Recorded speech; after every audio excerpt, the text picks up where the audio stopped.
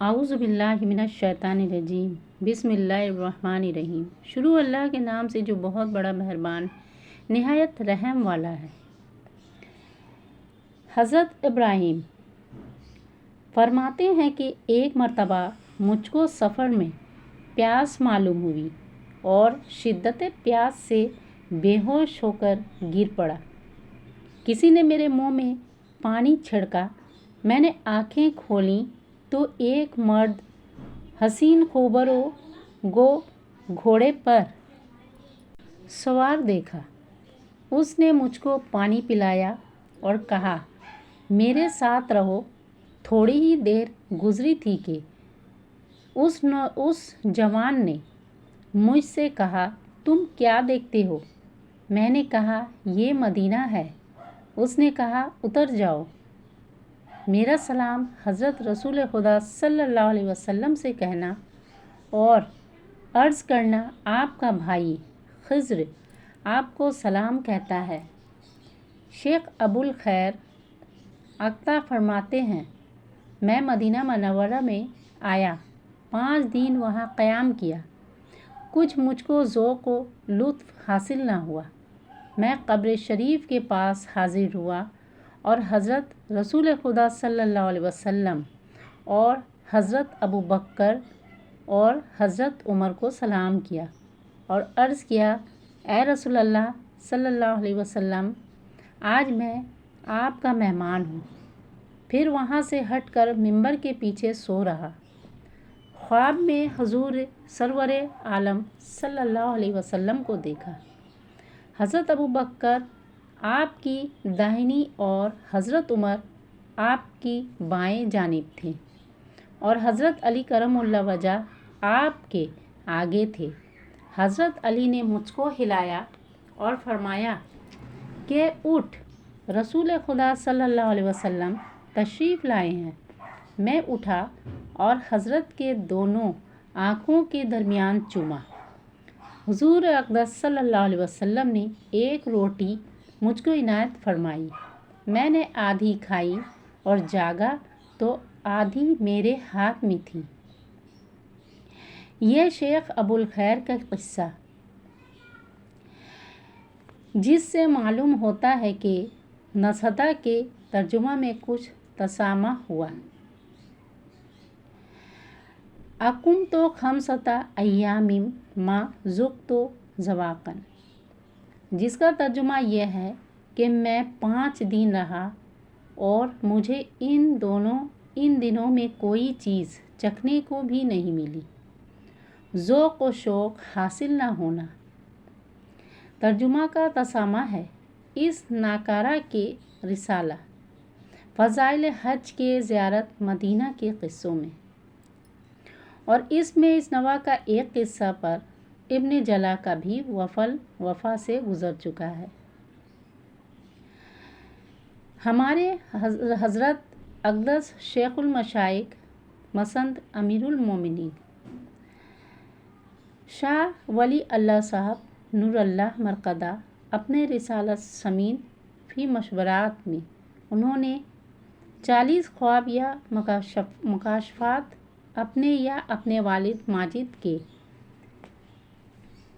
حضور اقدس صلی اللہ علیہ وسلم کی زیارت کے سلسلہ میں تحریر فرمائے ہیں کہ ایک روز مجھے بہت ہی بھوک لگی، نہ معلوم کہ دین کا فاقہ ہوگا۔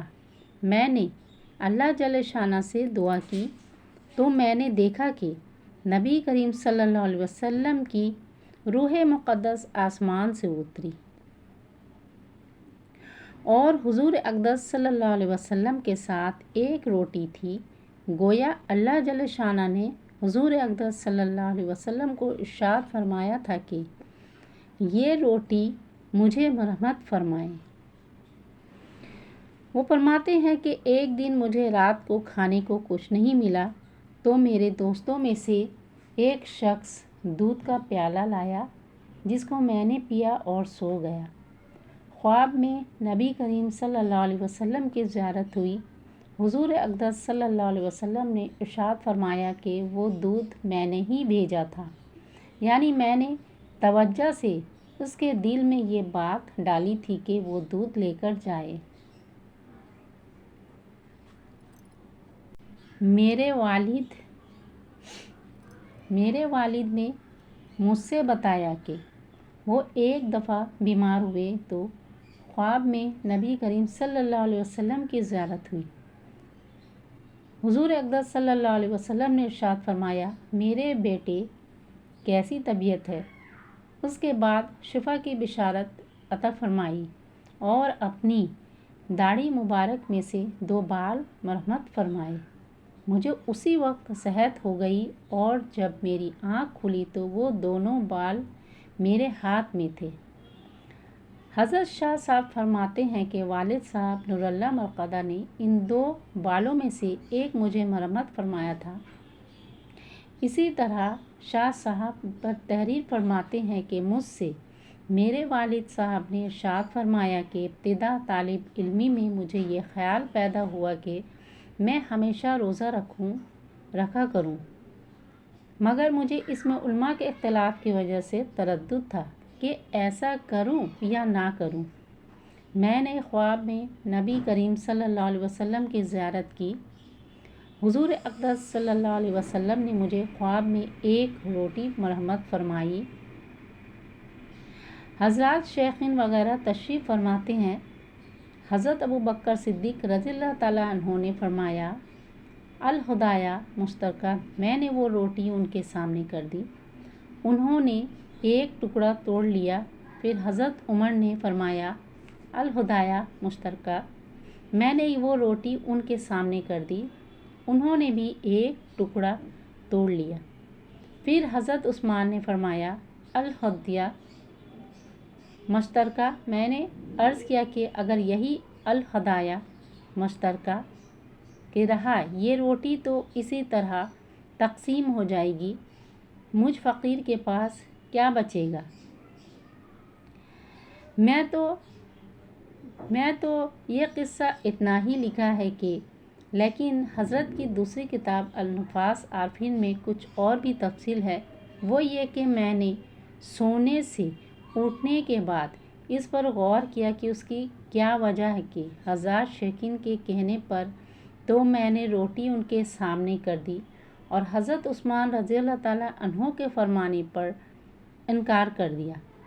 میرے ذہن میں اس کی وجہ یہ آئی کہ میرے نسبت نقش بند یہ حضرت صدیق رضی اللہ تعالیٰ عنہ سے ملتی ہے اور میرا سلسلہ نسب حضرت عمر رضی اللہ تعالیٰ عنہ سے ملتا ہے، اس لیے ان دونوں حضرات کے سامنے تو مجھے انکار کی جرأت نہیں ہوئی، اور حضرت عثمان رضی اللہ تعالیٰ عنہ سے میرا نہ تو سلسلہ سلوک ملتا تھا نہ سلسلہ نسب، اس لیے وہاں بولنے کی جرأت ہو گئی۔